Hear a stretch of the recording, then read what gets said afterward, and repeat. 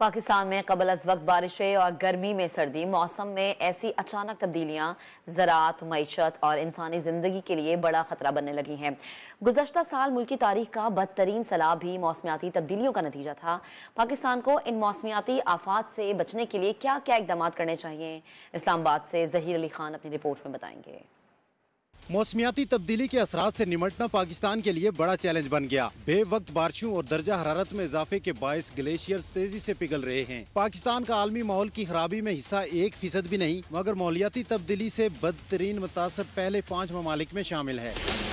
माहौलियाती सितमगरी के बायस गुज़श्ता साल के सैलाब में 80% पाकिस्तान मुतासिर हुआ। मईशत को 31 अरब डॉलर का नुकसान पहुंचा। 2010 का सैलाब भी कुछ कम तबाहकुन नहीं था। जो अभी रिसेंटली सैलाब आया है, इससे 33 मिलियन पॉपुलेशन अफेक्ट हो गई और 70% आबादी शहर में आकर रह गई। जो शहर है उसमें अब 50% के करीब 40-45% आबादी कच्ची आबादियों में रहनी शुरू हो गई है। मौसमियाती माहिरीन के मुताबिक ज्यादा कार्बन पैदा करने वाली गाड़ियां और सनतों से पुरानी टेक्नोलॉजी को खत्म न किया गया तो बड़ा नुकसान हो सकता है। पाकिस्तानी इंडस्ट्रीज को मौसमियाती तब्दीली से मुकाबला करने वाली टेक्नोलॉजीज डेवलप करनी पड़ेंगी।